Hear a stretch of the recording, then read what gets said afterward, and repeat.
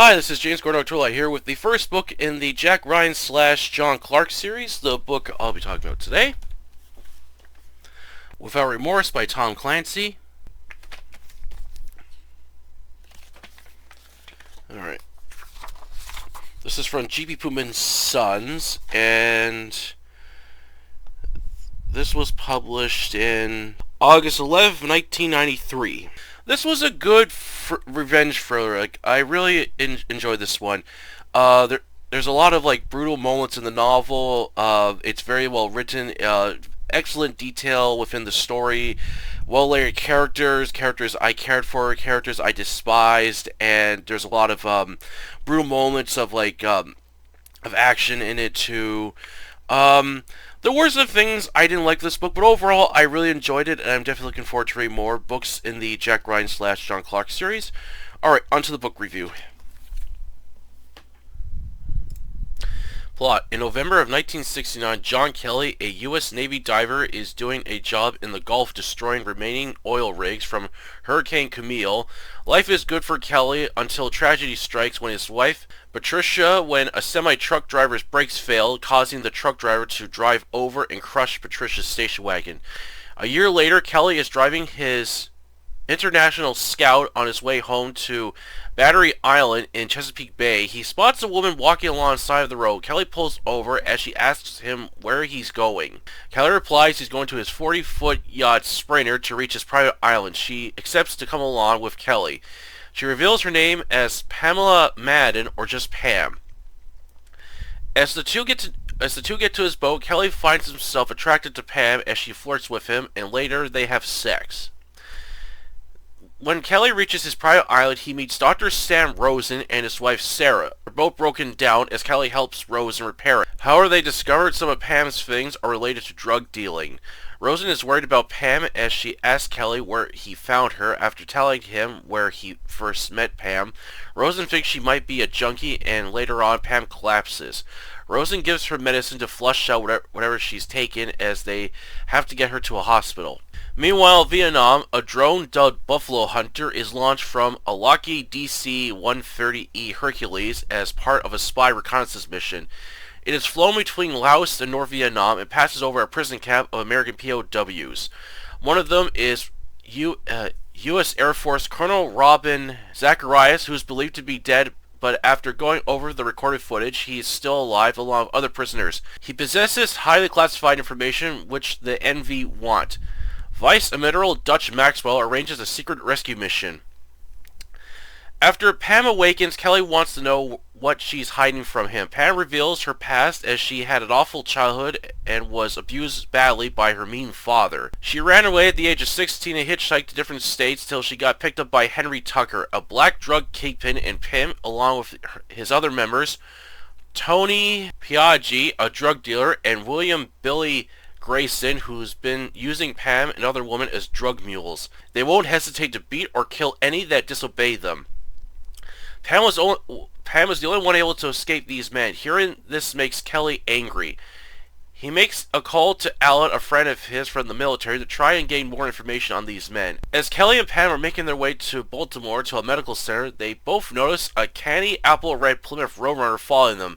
Pam warns it's Billy. Kelly pushes his International Scout fast while keeping his Colt 45 pistol at the ready, but Kelly is unable to lose Billy as he crashes his International Scout into a ditch.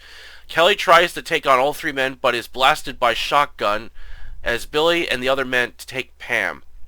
Kelly awakens in the hospital as Dr. Rosa and his wife Sarah and Nurse Sandy save his life as he was shot at close range in the neck, with one shot nearly hitting his spine.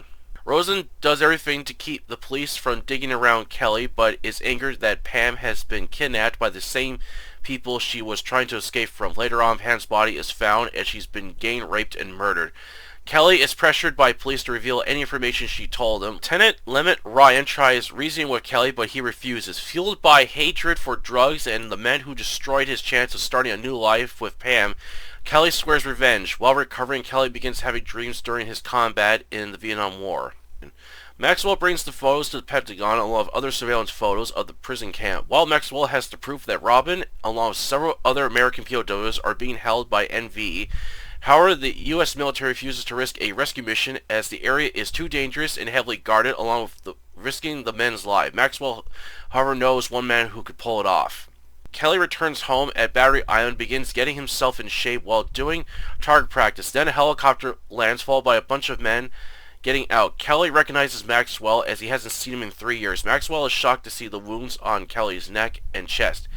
Kelly tells him what happened with him and Pam. Maxwell explains to Kelly that several POWs are being held in a heavily guarded prison camp, and because of the red tape, they are unable to carry out a rescue mission. Maxwell wants Kelly to lead a squad of highly trained men to get these POWs out, as he knows the area well. They give him 2 weeks to think it over, but they need to act by fall or these men might not return back home. While Kelly thinks it over, he begins planning his revenge on Henry. First, he buys a used Volkswagen Beetle, then rents an apartment in Baltimore to use as his base of operation for his private war against Henry. In return for helping out Maxwell, he provides data on Henry and anyone else working for him. While working for the CIA, they give Kelly the alias of Clark. Kelly then goes to New Orleans to track down a pimp, Landmark, and holds him at gunpoint, wanting information on Henry before killing him. Returning back to Washington, Kelly begins mapping out Baltimore along with tracking down pushers that work for Henry. He stalks Archie and Jughead. Later that night, Kelly holds Archie and Jughead at gunpoint, then ties them up and takes them to a garage for questioning. Archie refuses to answer Kelly and tells him off, which Kelly replies by shooting him twice in the head with a silenced Colt M1911A1. Jughead gives what Kelly wants, then finishes him off, along with removing any evidence. Later, the two bodies are investigated by Lieutenant Ryan and Douglas. From the way both pushers were killed, along with a lack of evidence left behind, Ryan believes a professional killer or rival mob faction. Kelly continues his one-man war against Henry, killing more drug dealers and pushers, while leaving no evidence behind.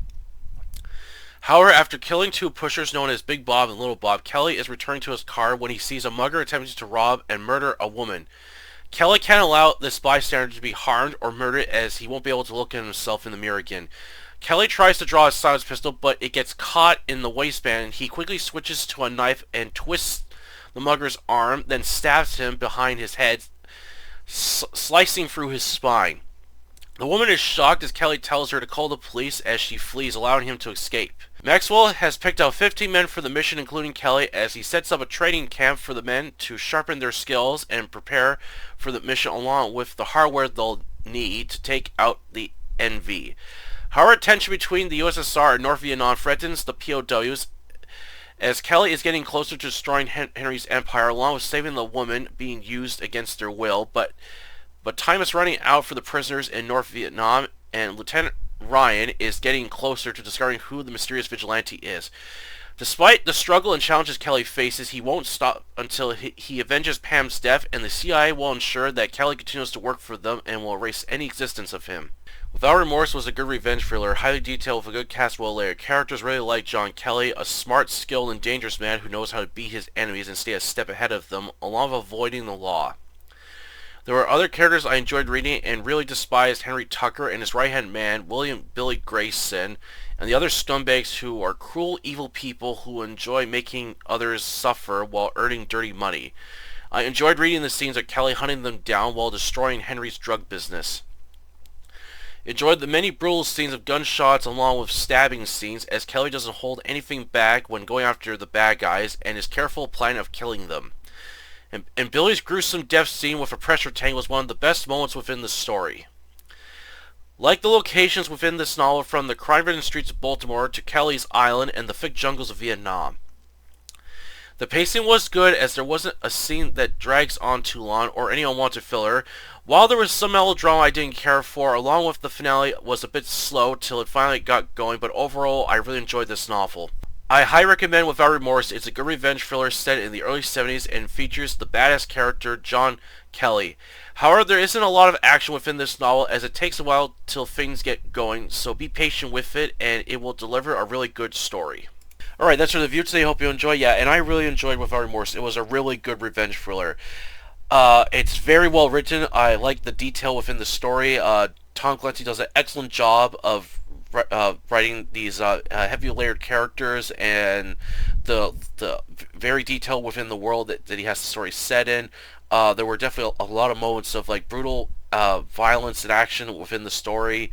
Um, I really enjoyed reading John Kelly, or as he's later called, John Clark, a really interesting character who's like smart, deadly, and knows how to stay a step ahead of his enemies and the law. And I just enjoyed following this, reading more of this character and following him as he launches this one-man war against Henry's drug empire and destroying it, and at the same time he's got to help plan this rescue mission in Vietnam. So I really enjoyed that. There was other characters that were very well written that I liked, and characters I didn't like. The moments of like action are really good, and there was many like brutal scenes of like like people getting shot, like very gruesome detail, and a lot of stabbing scenes within the book as well. But my absolute favorite scene in this book is when John Kelly is torturing Billy in a pressure tank, which is normally used to, when a person's been on water too long, and when they return to the surface, they have to bend, so they have to be pressurized before they can return to the surface. Because if they don't, their bodies will essentially explode because of the pressure. So Kelly puts Billy in this pressure tank, and he increases the pressure to make him tell the information until he's had enough of it, and he just cranks on the valve knob, and basically Billy explodes. And it's like, this was the most gruesome death scene in the book, and I was like, this is awesome. So that was one of my favorite parts in the book. I thought, damn, that was really good. Um, I really like the locations the story takes place in, from the crime-ridden streets of Baltimore to Kelly's private island, and then, of course, the jungles of Vietnam. It was like a very interesting locations the story is set in. It follows a lot of characters. As I said, Bob Ritter makes an appearance. I thought, oh, this character, I remember him from Clear and Present Danger in the film. So I thought, oh, so this character makes an appearance in this book too.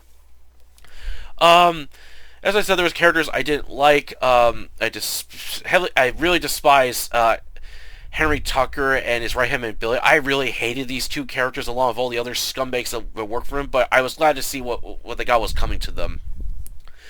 As I said, there's not a lot of action in the book, and when it does deliver the action, it is well, the wait is well worth it. But it's it's a bit slow at the start, but once the story gets going, it gets better. As I said, there's no filler in the story. There was some melodrama scenes I didn't really care for, like Sandy is questioning Kelly's actions, saying this isn't right, but he's trying to reason with her, saying that someone needs to go after these men, and the cops are not doing anything about it, so he needs to do something about it, which makes sense. But Sandy keeps trying to reason him and tries to persuade him to use other methods than violence. I thought, this isn't working. Like, why? And then later on, of course, in the story, Sandy realizes that what John is doing is right, so her opinion changes. So yeah, there was just some melodrama. I just wish that was cut out of the story. But there's the one scene I kind of wish was done a little better was the finale when Kelly goes after Henry. Like, I don't want to give away too much, but it involves John Kelly basically calling Henry on a phone a couple of times to kind of like intimidate him before going in for the kill. I'm like, what are you doing? Just go in and finish him off. What are you waiting for? Just do it already. So that was the one scene that kind of annoyed me a little bit, but other than that, I really enjoyed this book. It was a really good revenge thriller. I read that Tom Clancy was inspired by First Blood by David Morrell, and he actually tried writing this book. This is actually the first book he tried writing, but was unable to complete until years later on. So I definitely felt the vibes of First Blood, and I also got vibes of Death Wish as well. Basically, a guy going after like criminals and stuff on the streets and shooting them. So I got vibes of that as well, and a little bit of the Missing Action movie series with Chuck Norris. So I got those vibes as well reading it. Alright, that's it for the review today. Hope you enjoyed it, and I will move on to the next book in the Jack Ryan series, Patriot Games. If you enjoyed this review, please like it, and please don't forget to like this video and subscribe to October Library, the YouTube channel where I post Book reviews, book calls, and other fiction-related content. Until then, I'll catch you later.